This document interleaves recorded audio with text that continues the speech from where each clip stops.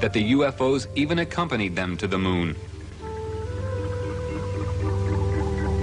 Many astronauts made their own private films while on space missions. This film, shot by James McDivitt in a long sequence, shows the remarkable aerobatic ability of UFOs. The astronauts faced UFOs so regularly that they became part of their everyday life. Because of restrictions, however, they were unable to describe their encounters to the public. One of the first to break the silence is former astronaut Brian O'Leary, a professor of physics and an astronomer from Princeton University, who comes forward for the first time to speak of the reality of visitation from out of this world. What I do know from my own experience and from scientific investigations and experiments is that UFO phenomena and a range of other events are part of our reality, as incredible as they may seem.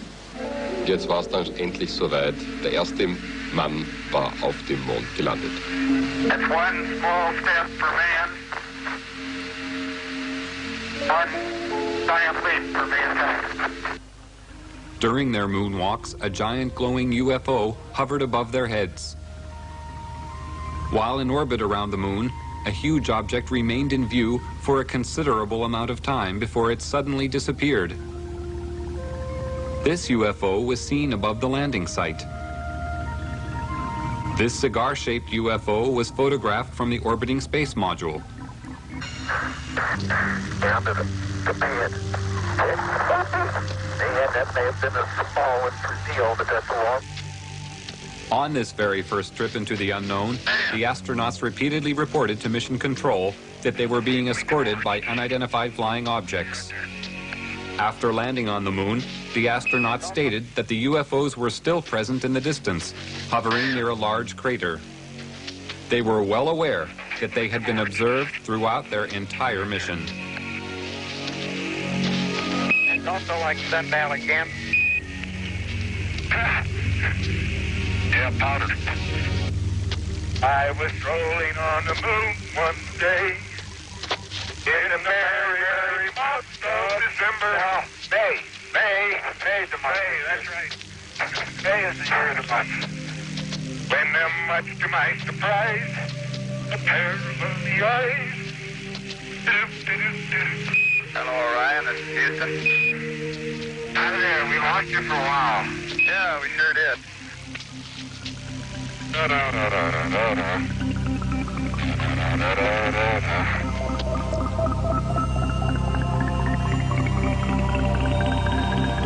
The momentous leap to the moon led to the dawning of the space age. Space travel opened up endless opportunities for mankind to explore new frontiers. NASA's plans are already well underway for colonies to be developed on other planets, beginning with Mars.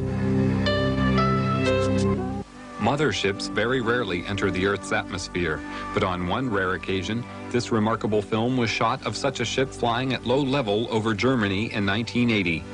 The object was seen by other witnesses in a nearby village who reported seeing 3 smaller craft emerging from the larger one. They stated that the craft was at least 100 feet long.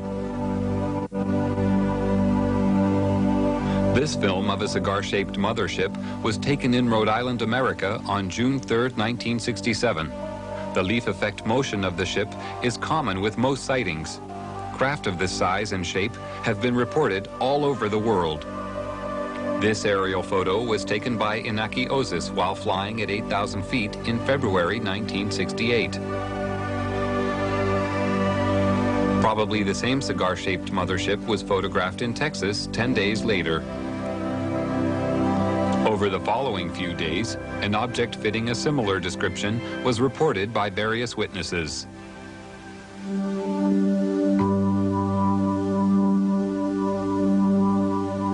Life aboard our motherships is ruled by a mixture of self-discipline, love of each other, and the merging of all spirits into one. Every need is catered for in respect of rest, recreation, and meditation of the soul. Illness does not prevail, but analyzation and anecdotal equipment is always ready in case of unexpected or unknown space microbes attacking the craft or our bodies. Our food is comprised of a rotation of the many choices available on our own planet, but does not include the flesh of other life forms. We do occasionally take the fruit of certain organic trees and shrubs found on other planets, but only when they are known to be totally safe and pollution-free. Our water on the craft is produced by cosmic conversion. All byproducts are disposed of by the disintegration of the composite molecules. The psychological spirit of each of us is at one with the elements which surround us. And when we are at one with our universe, we are at peace. My personal views on UFOs are that these are alien-piloted vehicles. When I say alien, I mean alien to anything we know. That possibly they come from other worlds, but I think it's highly likely also that they come from other dimensions, other time spheres. And that there isn't one type of alien coming here.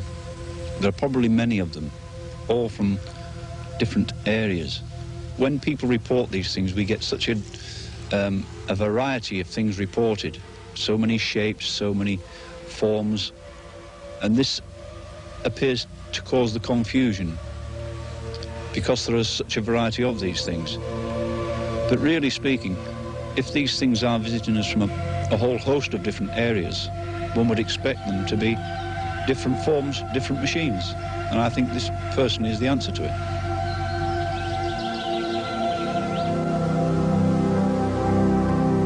Meanwhile, we scan the skies with optical and radio telescopes of great power, which penetrate the universe for 15 billion light years, watching, listening for signs of intelligent life. Large numbers of people on Earth wait and watch in the hope that one day they may be contacted or visited by visitors from space. In Russia, a large crowd of people who had gathered to watch a famous singer being filmed saw more than they had bargained for when a UFO suddenly appeared above their heads. The camera crew quickly focused their camera on the object and recorded an aerial display that lasted several minutes.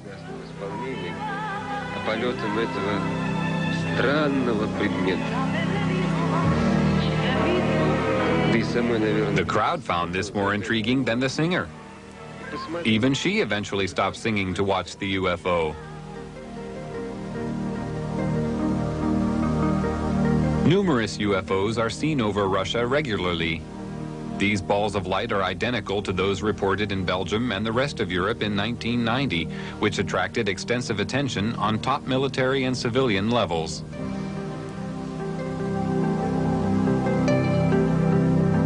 In April 1990, this cigar-shaped UFO was filmed over Russia by an amateur. These flying objects are now acknowledged by the Russian military as being alien flying machines. The nucleus, the authentic nucleus of the UFO phenomenon must be our research field, and that is certainly worthwhile. However skeptics may talk about the UFO phenomenon, whether they call people who have encountered psychopaths or even scientists who concern themselves with UFOs as cranks, we simply have to accept, if we inform ourselves, that there's a small percentage of absolute authentic cases which represent the UFO phenomenon. And we must continue to investigate this nucleus. It will be worthwhile. When I first saw my UFO, I always quote my UFO now, you've got to bear in mind I was dealing with something like this with the clinical mind of a policeman. So my immediate reaction was, well, what makes a thing like this tick? How does it go? How can you get an enormous machine like this which doesn't make sound? Why does it look so beautiful? Why did I see it? Why was it there? There's so many whys. And I knew I had to find out answers to these things. It was very, very difficult. There was no easy way of finding an answer to something like this. But it seemed to me that things naturally came my way. I started to receive reports from people as it became known I was interested in this subject. And then I had so many other incidents following this of close encounters. It was quite amazing, really, because these things seemed to know where I was, even when I wasn't on the initial hillsides where I found them. I had occasions when I would be driving down a country road, then suddenly one of these things would be in the sky, flying alongside me very close. And it was almost a cat and mouse game. And I had nothing but no fear, never any fear, because there was never anything directed towards me which would indicate there was any hostility. And so I got a sort of affection for them. I had to keep thinking, what kind of technicians put something like this together? Because it was such an amazing thing. But I knew that this thing was not from here. For the past 45 years, people from every country have reported seeing UFOs. The descriptions of these objects have been all too similar, despite the fact that the witnesses live thousands of miles apart. Witnesses include astronauts, pilots, scientists, and police. Even presidents of the United States. Jimmy Carter and Ronald Reagan have spoken openly about their seeing UFOs. Since 1945, an estimated 5 million UFO sightings have been reported from across the world. Most sightings are of singular objects, although many are of 2 or 3. In some cases, large formations have been spotted. The greatest number of UFOs usually appear after 9 p.m. Although a large percentage of these sightings can be explained as natural phenomena, many cannot. Thousands of people are asking questions. What are these UFOs? Where do they come from? Why can't I see one? Why are they here? And more people want to communicate with the extraterrestrials, to learn more about them, get to know them, to understand. Steve? Soon after the dawning of the 20th century, the winds of change began to blow. Events were to take place which would change the course of mankind forever. The atomic age had arrived.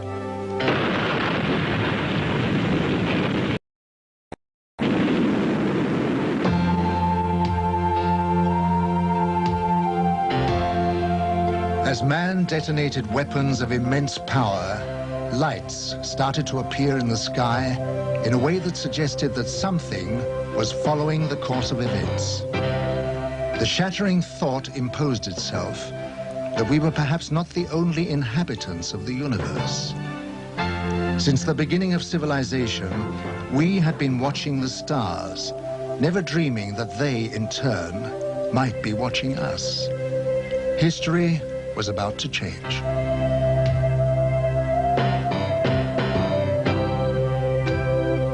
Because these lights appeared suddenly in the sky over Washington on July 20th, 1952, moving from the White House to the Capitol, hundreds of people witnessed the extraordinary event, and it left them stunned. The lights instantly jumped from one position to another. They were also observed by high military officials who knew what the lights were trying to say. The public had never seen anything like this, whereas the military had already a long history of involvement with these alien visitors, but had kept it from the public. An immediate emergency meeting was called to formulate a plan to divert public attention away from the occurrences. From that day on, it was decided to place the subject under the highest classification of security. Then came the first announcement to mislead the public made by Chief of Air Intelligence, Major General John Sanford. We can say that the recent sightings are in no way connected with any secret development by any agency of the United States. From that day on, the biggest secret of the century began. How did it all start?